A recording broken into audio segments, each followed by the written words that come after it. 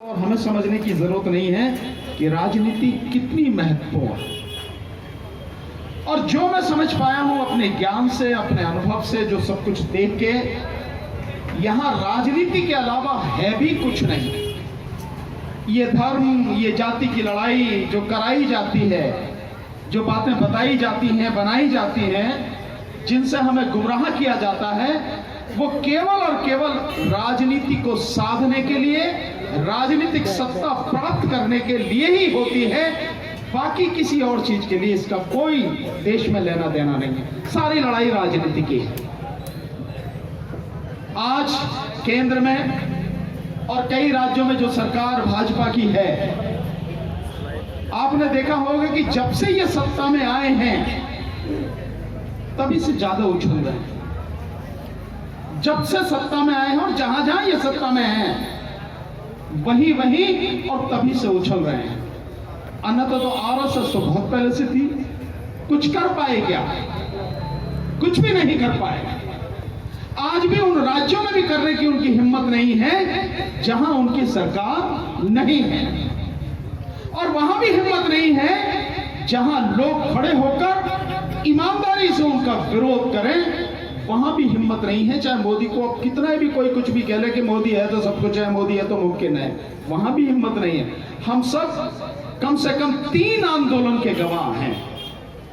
एक 2 अप्रैल को आंदोलन हुआ था 2018 में SC/ST कानून के खिलाफ। कोई नेता नहीं नेतृत्व कर रहा था उसका, जनता ने अपने आप आंदोलन किया, और नतीजा ये, न केवल सरकार झुकी बल्कि सुप्रीम कोर्ट भी झुकी। सुप्रीम कोर्ट ने भी खत्म किया वहां से, और सरकार ने भी उसमें वो बदलाव किया।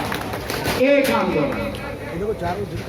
दूसरा आंदोलन जो मुस्लिम समाज के हमारी बहनों ने, माताओं ने, बच्चियों ने पूरी ईमानदारी और ताकत के साथ पहली बार लड़ी, CA/NRC का आंदोलन। आज तक लागू तो नहीं कर पाई ना सरकार CA/NRC।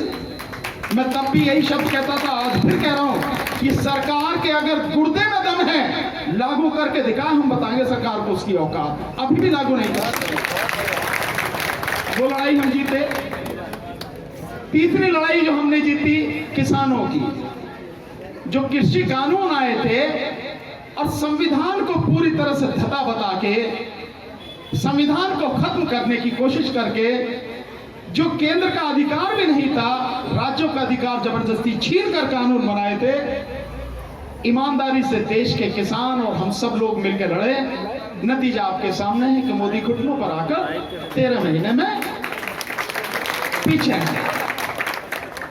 तो ऐसा कुछ भी नहीं है कि ये सरकार या ये पार्टी या ये नेता अजेय हैं, ऐसा कुछ भी नहीं है। ये सिर्फ वहीं पर सफल हो जाते हैं जहां इनका विरोध नहीं होता। और विरोध करने के लिए आपको जानकारी होना बहुत जरूरी है। आपको कुछ चीजों की सच्चाई पता होना जरूरी है, कानून का पता होना जरूरी है, संविधान का पता होना जरूरी है। वो जो आंकड़े हैं जो सरकार को उसका आईना दिखाते हैं, चेहरा दिखाते हैं, उन आंकड़ों का, उन सभी सबूतों का, उन तथ्यों का पता होना जरूरी है। यही केजरीवाल जब कृषि कानून सरकार ने लागू किए, केंद्र सरकार ने कानून बनाया, तो सबसे पहले उन कृषि कानूनों को मान्यता देने वाला, नोटिफाई करने वाला यही केजरीवाल था। सबसे पहले, जब तक किसी और राज्य ने उसको मान्यता नहीं दी थी, नोटिफाई नहीं किया था, इसी ने दिया। और जब किसान दिल्ली घेर रहे, उसके बाद में कहता कि नहीं, मैं तो किसानों के साथ में, ऐसा दोगला आदमी है नहीं है। और केवल यही बात नहीं,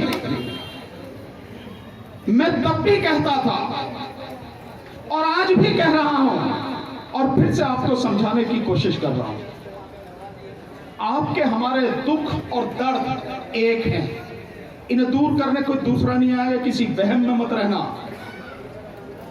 कोई पार्टी आए, आपको सब देख रखी है आपने, किसी का नाम लेने की जरूरत नहीं है, हर किसी को देखा है आपने। किसी ने आपका दुख दर्द दूर नहीं किया। ये हम ही को करना पड़ेगा, ये बदलाव हम ही को लाना पड़ेगा। और इसीलिए आपको कुछ चीजें बता दूं, केजरीवाल किसकी पैदाइश है? अपने माँ बाप के अलावा राजनीति में किसकी पैदाइश है? अन्ना आंदोलन के, अन्ना हजारे के आंदोलन है नहीं है? लोकपाल ही लोकपाल चिल्लाता था ना, चिल्लाता। अब लोकपाल का नाम लेता है कहीं? नहीं लेता ना। कहां गया भाई लोकपाल? जब इतना बड़ा था तो लोकपाल कहां गया? कुछ नहीं। इससे व्यक्ति का चरित्र समझने में आपको आसानी होगी कि जो व्यक्ति आपके सामने आके आपको कुछ बात बता रहा है, उसकी कथनी और करनी में कितना अंतर है या कितनी समानता है। अब लोकपाल नहीं कहता। और अन्ना हजारे किसका आदमी है? अन्ना हजारे आरएसएस का आदमी है। मैं थोड़ा सा और पीछे ले जाता हूं आपको। अन्ना के साथ में एक और लाला था, लाला रामदेव। ध्यान होगा, बाबा नहीं है वो, लाला है। हाँ, तो लाला रामदेव ध्यान आता है आपको? वो रामलीला के मैदान में वो नहीं, वो सलवार सूट पहन के भागा था, वो तो है अपनी जगह। लेकिन एक और चीज, उसमें ये दो जने साथ में थे, अन्ना और लाला रामदेव।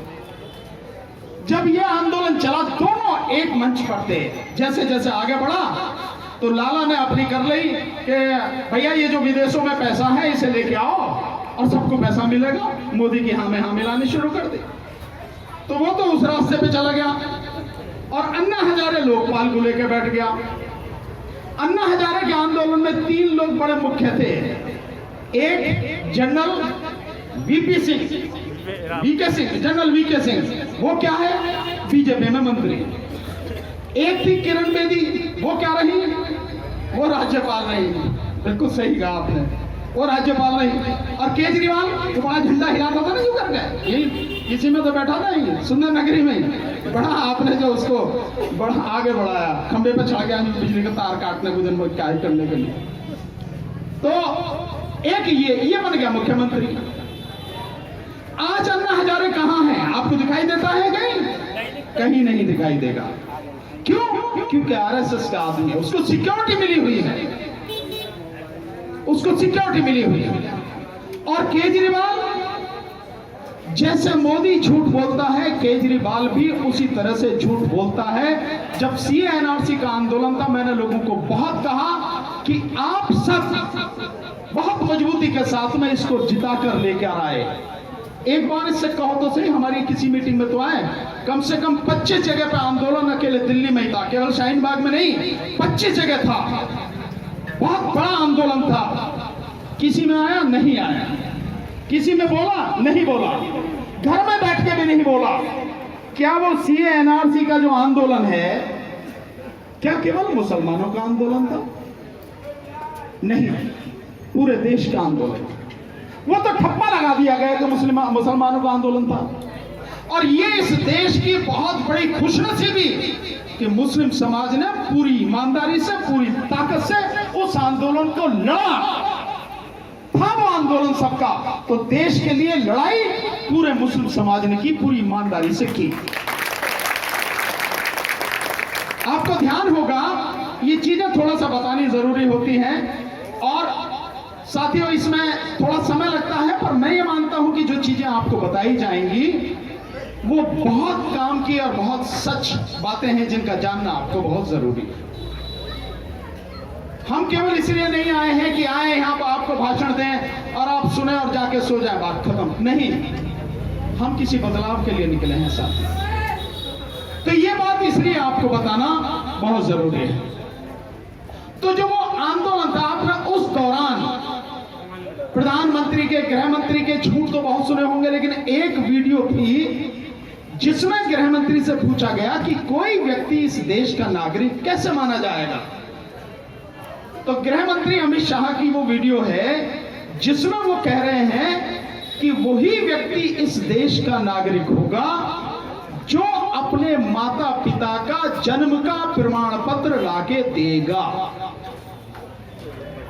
अब मैं आपसे पूछता हूं, यहां जितने भी लोग हैं, पढ़े लिखे भी हैं, सारे लोग हैं, अमीर भी, गरीब भी, अनपढ़ भी, जैसे भी सारे साथी हैं, आप बताओ ईमानदारी से, वही व्यक्ति हाथ उठाए जो आज की तारीख में अपने माता पिता का जन्म का प्रमाण पत्र लाके दे सकता है, वही इस देश का नागरिक होगा, अन्यथा तो इस देश का वो कोई नागरिक नहीं होगा। बताइए कौन सा लाके दे सकता है?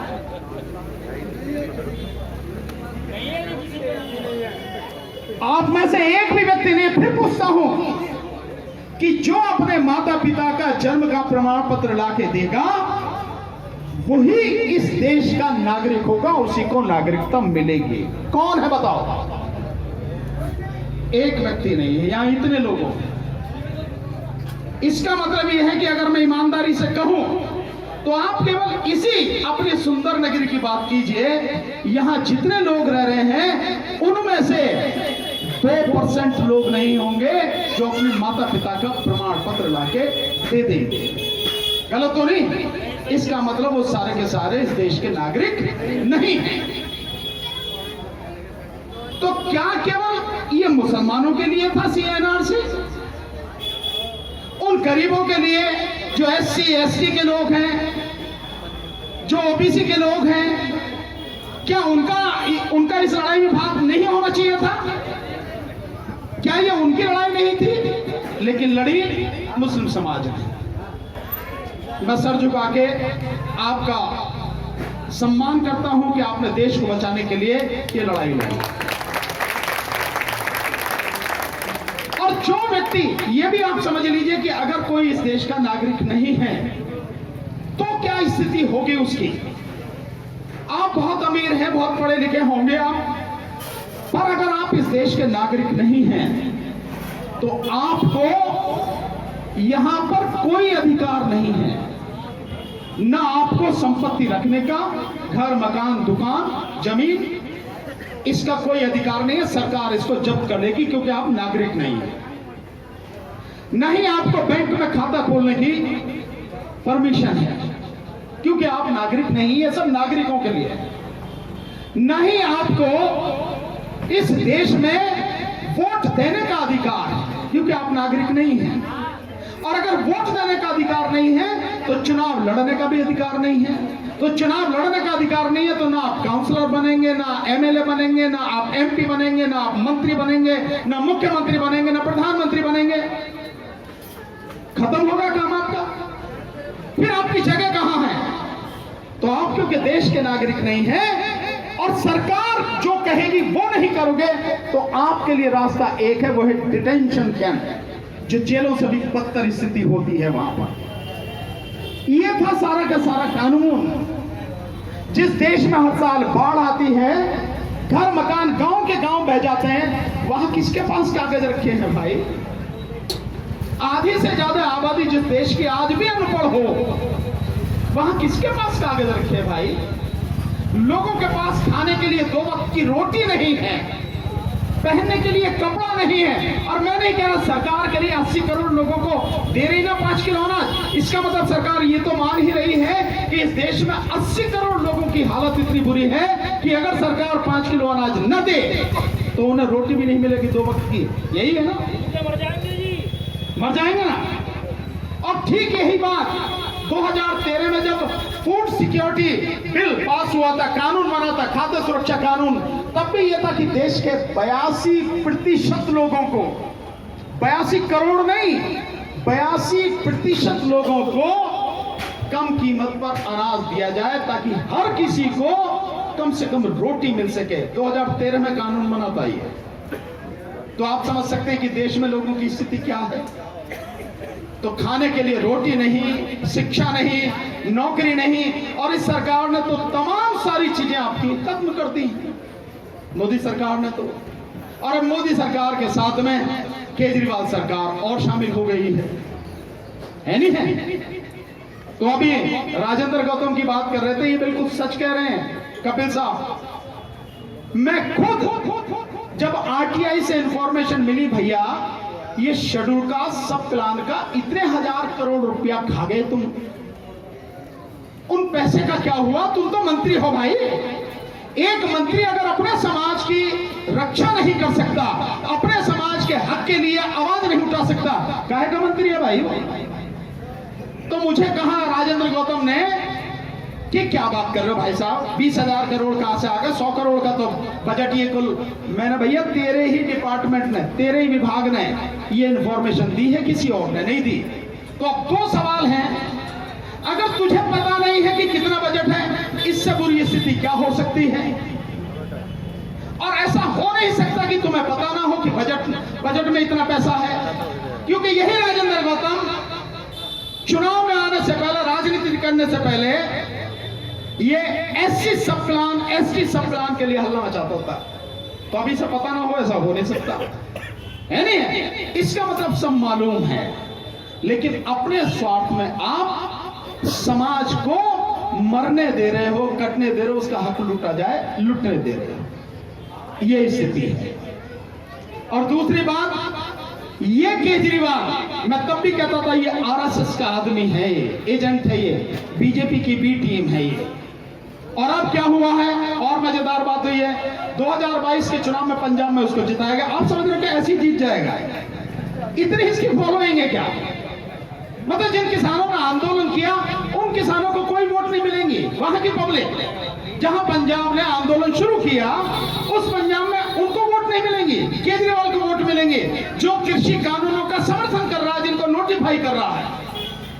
और उसी स्थिति में उसे वोट मिलेंगे कि केजरीवाल एक तरफ घोषणा कर रहा है कि 300 यूनिट बिजली फ्री दूंगा, और कांग्रेस का जो मुख्यमंत्री वहां पे चन्नी है, वो कह रहा मैंने फ्री कर दी।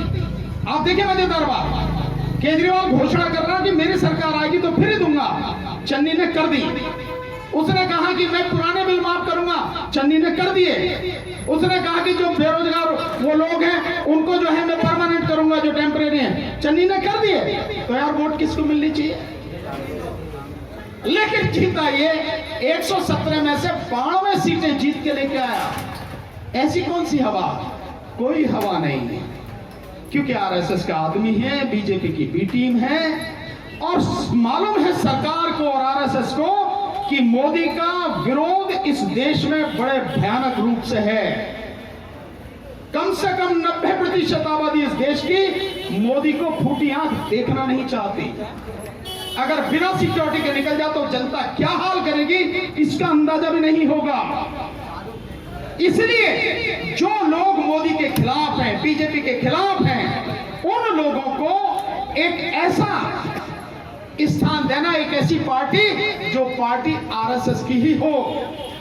इसलिए जिताया गया पंजाब में ईवीएम के माध्यम से, ईवीएम मशीन के माध्यम से जिताया गया, ताकि लोग भाई, और उसी दिन से आपको ध्यान होगा, जब रिजल्ट आया तो उसी दिन के बाद से कहना शुरू कर दिया मोदी को कोई टक्कर दे सकता तो केजरीवाल दे सकता।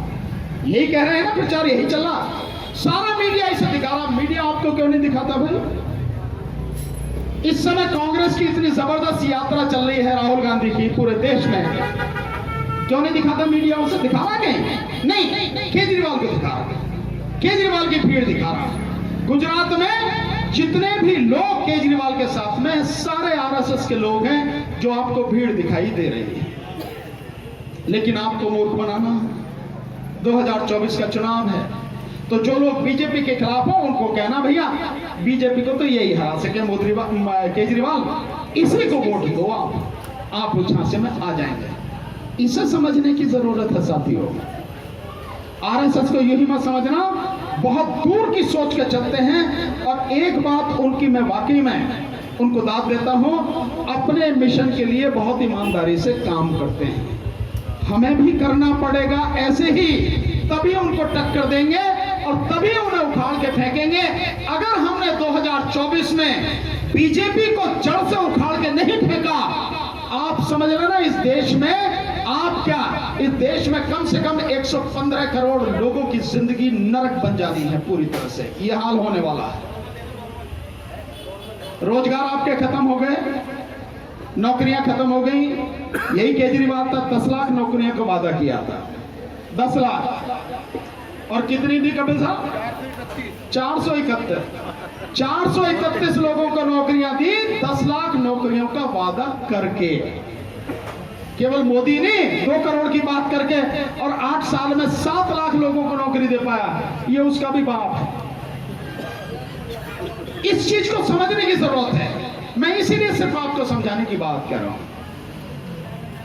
आपने कभी सोचा होगा कि केजरीवाल जैसा पढ़ा लिखा व्यक्ति, इंजीनियर है, इंजीनियर इनकम टैक्स में वो रहा, आईआईटी से पढ़ा इंजीनियर, और इनकम टैक्स में असिस्टेंट कमिश्नर रहा, वो कह रहा है कि नोट में गणेश और लक्ष्मी छपवाओ। आ रही समझ में बात? गणेश और लक्ष्मी। सो ये आपको दिखाई देता है कि आपका आदमी है, लेकिन ये आपका आदमी नहीं है।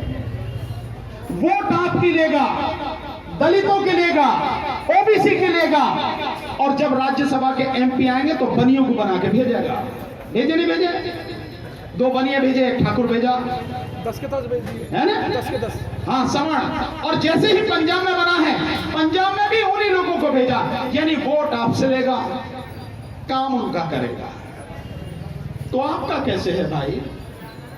ये समझना आपको हमें है, कोई और कहां से आएगा समझाने या समझने? ये लड़ाई हमारी है। इसलिए साथियों, मैं जो बात आज की तारीख में करता हूं, शुद्ध राजनीति की बात करता हूं, क्योंकि बाबा साहब डॉक्टर अंबेडकर ने कहा है, और मैं नहीं मानता कि आज की तारीख में, तब की तो छोड़ ही दो, आज की तारीख में भी उनसे बड़ा विद्वान कोई है। और उन्होंने कहा था, राजनीति हर ताले की चाबी है, यानी हर काम राजनीति से ही होता है। आप घर में हो, घर से बाहर निकलो, हर चीज राजनीति है, हर चीज। तो जब राजनीति से ही होना है, तो राजनीति फिर ईमानदारी से क्यों नहीं करते? राजनीति फिर समझ के क्यों नहीं करते? राजनीति इस तरह से क्यों नहीं करते कि सत्ता आपके हाथ में आए और उस सत्ता को अच्छे लोग चलाएं, ताकि लोगों का भला हो सके।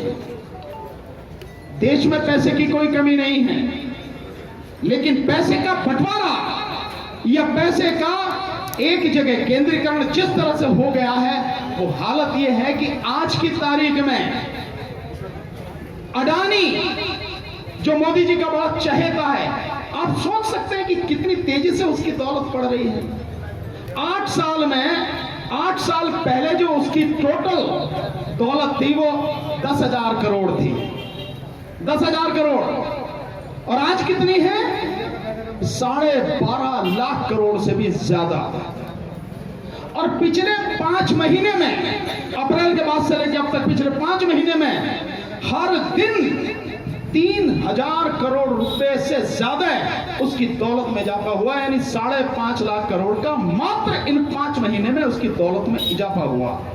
और बाकी देश की हालत क्या हो गई? तन पे कपड़ा नहीं छोड़ा गया, रोटी उनसे छीन ली गई, रोजगार उनसे छीन लिया गया। कैसे हो रहा है? और ये उसी स्थिति में है कि दुनिया का नंबर दूसरे पे आ गया वो आदमी, वो अमीरी में, देश में पहले नंबर पर, और उसकी कोई भी कंपनी मुनाफे में नहीं चल रही, कोई भी कंपनी, और उस पर 2,65,000 करोड़ का कर्जा है। आप देखें तमाशा क्या है? ये सारा तमाशा सरकार के सहयोग के बिना संभव नहीं है।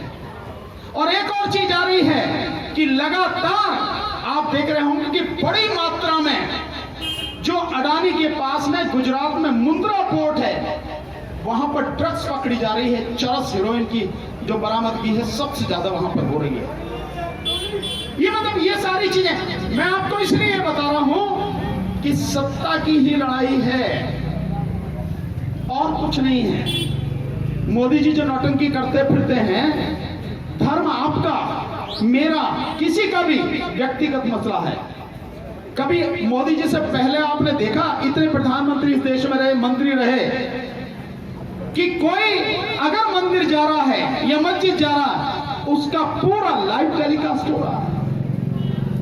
550 करोड़ रुपए खर्च कर दिए गए अभी वहां पे, सिर्फ उस बात को दिखाने के लिए कि उज्जैन में महाकाल के मंदिर में मोदी जी गए हैं पूजा करने।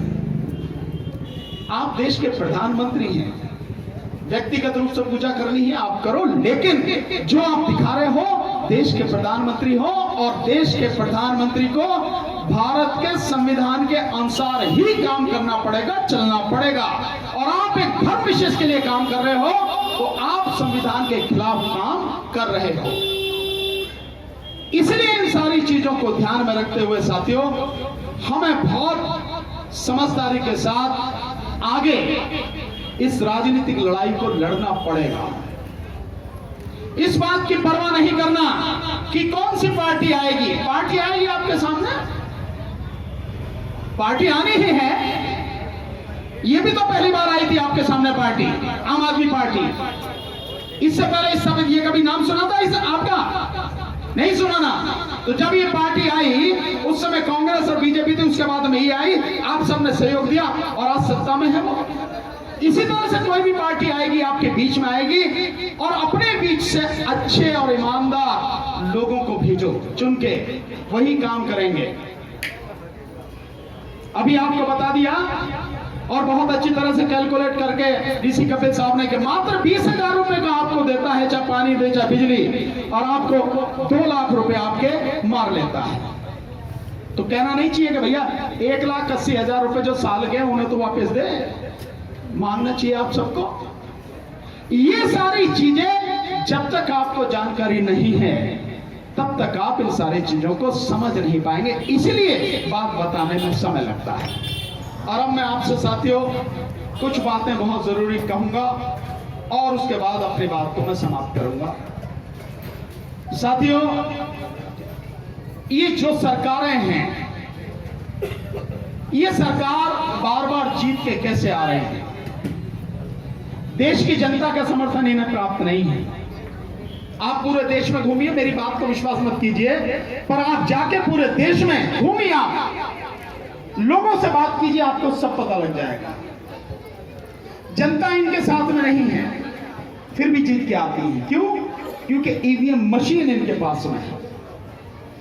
ईवीएम मशीन पर हमने बहुत आंदोलन किया, आज भी कर रहे हैं, क्योंकि अगर ईवीएम मशीन नहीं हटेगी तो आपकी जो वोट है वो जिस व्यक्ति को, जिस पार्टी को आपने दी है उस तक नहीं पहुंचेगी।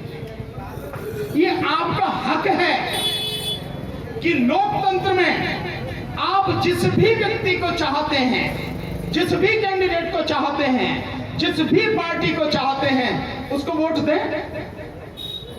और इलेक्शन कमीशन की यह जिम्मेदारी है कि जिस व्यक्ति ने जिस पार्टी और व्यक्ति को वोट दी है उसकी वोट उसी के खाते में जानी चाहिए, उसी के खाते में गिनी जानी चाहिए और उसके बाद परिणाम होना चाहिए।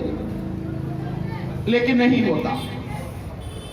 लोग कहते हैं कि साहब ईवीएम में बेईमानी नहीं है, राज्यों में कैसे जीत जाते हैं? इस बात को मैं समझाना आपको चाहूंगा कि हमें लोग कहते हैं साहब अगर ईवीएम में गड़बड़ी है तो पंजाब में कैसे जीत गए साहब, दिल्ली में कैसे जीत गए साहब? क्या हो जाएगा अगर पंजाब में जीत गई बीजेपी, या बीजेपी ये दूसरी पार्टी जो है वो हार जाए और बीजेपी जीत जाए, और बीजेपी केंद्र में हार जाए, बीजेपी केंद्र में हार जाए, वहां केंद्र में इनकी सत्ता ना बन पाए, तो क्या फर्क पड़ेगा? राज्यों में बेशक उनकी सत्ता रहे, और अगर वो राज्यों में उनकी सत्ता ना रहे, केंद्र में उनकी सत्ता रहे, तो क्या फर्क पड़ेगा? ताकत कहां पर है? सबसे ज्यादा ताकत केंद्र में है। केंद्र जो चाहे कर दे, जैसे चाहे कर दे, और किया भी है। ये सीएनआरसी कानून, ये कृषि कानून केंद्र में किए, जबकि इनके अधिकार क्षेत्र में नहीं। कृषि कानून तो है ही नहीं इनके अधिकार क्षेत्र में, फिर भी किए। क्या ये केंद्र में नहीं होते तो कर पाते? नहीं कर पाते, क्योंकि इनके अधिकार में ही नहीं है। सो केंद्र में बने रहना बहुत जरूरी है। इसलिए जो मैक्सिमम बेईमानी होती है ईवीएम के माध्यम से, वो केंद्र में होती है, राज्यों में नहीं होती। और राज्यों में बेईमानी नहीं करी तो उसका ये फायदा होता है कि लोग ही सवाल खड़े करने लगते हैं कि साहब अगर ईवीएम में गड़बड़ी होती तो यहां कैसे जीत जाते? अब आप उनको जवाब देते रहिए, लोग समझने को तैयार नहीं है। सो इन सारी चीजों को समझना जरूरी है, इसलिए मैक्सिमम बेईमानी ईवीएम के माध्यम से वहां से होती है। और मैं अब दूसरी बात पूछता हूं, आप जितने भी लोग खड़े हैं सारे के सारे बताएं कि क्या आप जानते हैं ईवीएम मशीन कैसे काम करती है? एक आदमी बताएं ईवीएम मशीन कैसे काम करती है, जानता है कोई व्यक्ति? इंजीनियर साहब भी बैठे हैं, भाई हमारे महमूद पराचे जी वकील साहब भी हैं, डॉक्टर रितु प्रोफेसर भी हैं दिल्ली यूनिवर्सिटी की। बताएं कैसे ईवीएम काम करती है? नहीं जानते ना। तो जो माध्यम अपनाया जा रहा है हम उसके विषय में जानते नहीं है, तो क्यों अपनाया जा रहा है? जबकि सुप्रीम कोर्ट खुद ये कहता है कि ईवीएम से निष्पक्ष, पारदर्शी और स्वतंत्र चुनाव नहीं हो सकता। ये सुप्रीम कोर्ट कहती है, मैं नहीं कह रहा हूं। तब भी फिर क्यों आप ईवीएम को चला रहे हो? और दूसरी बात, इससे आगे मैं और आगे बढ़ के पूछता हूं, क्या इस देश के सुप्रीम कोर्ट के सभी 31 जज और क्या इस देश की 24 हाई कोर्टों के सभी 1095 हाई कोर्ट जज, सारे वकील, सारे डॉक्टर, सारे इंजीनियर, सारे प्रोफेसर, सारे पढ़े लिखे डिग्री वाले लोग, अनपढ़ की तो बात ही छोड़ दो, क्या ये लोग जानते हैं ईवीएम कैसे काम करती है? नहीं जानते। आपको नहीं लगता बड़ा अजीब सा कि जिस देश में 99% आबादी नहीं जानती कि ईवीएम कैसे काम करती है, वहां ईवीएम से चुनाव हुआ जा रहा है?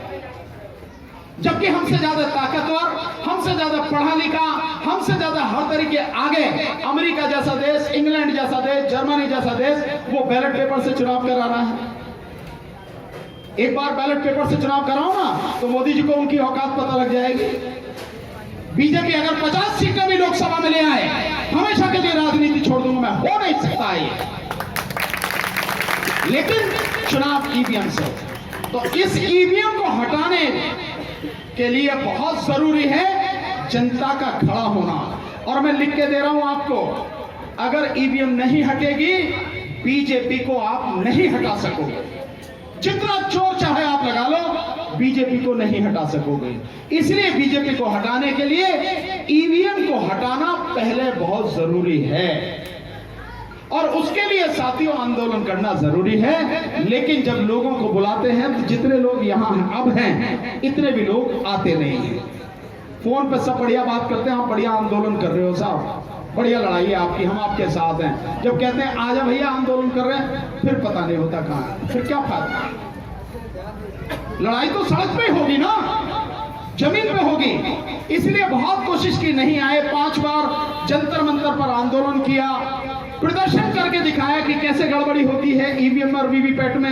राष्ट्रपति को 4 बार ज्ञापन दिया, फिर भी कुछ नहीं हुआ। फिर शुरू किया कि कैसे काम किया जाए, तो हमने फिर उसके लिए अब एक हस्ताक्षर अभियान चला रहे हैं। हस्ताक्षर अभियान चला रहे हैं क्योंकि इस देश में ईवीएम को केवल 2 ही हटा सकते हैं, या तो देश की संसद और या इस देश की सुप्रीम कोर्ट। तो संसद पे कब्जा है बीजेपी का, और ईवीएम में उनकी जान है, तो वो तो हटाएंगे नहीं। तो सुप्रीम कोर्ट ही एक रास्ता है, और वो भी अब तक जितने भी ईवीएम के विषय में पिटीशन डाले गए हैं, उन्होंने वो सब खारिज कर दिए। फिर कैसे हो? तो हमारी समझ में एक तरीका आया कि इस देश में कुल 90 करोड़ वोटर हैं। 90 करोड़। इन 90 करोड़ में से हर जब भी चुनाव होता है तो करीब 65% वोट होता है, पड़ता है। मतलब आप मान लीजिए कि लगभग 60 करोड़ लोग ही वोट डालते हैं। इन 60 करोड़ में से अगर 25 से 30 करोड़ लोग हमारे साथ हस्ताक्षर अभियान में शामिल हो जाएं, और जो फॉर्म हमने बनाया है उस पर अपना नाम, अपना वोटर आईडी नंबर, अपना मोबाइल नंबर और दस्तखत करके हमें दे दें, सिर्फ इतनी इंफॉर्मेशन, तो हम सुप्रीम कोर्ट के सामने जाके इस ईवीएम को हटवा देंगे।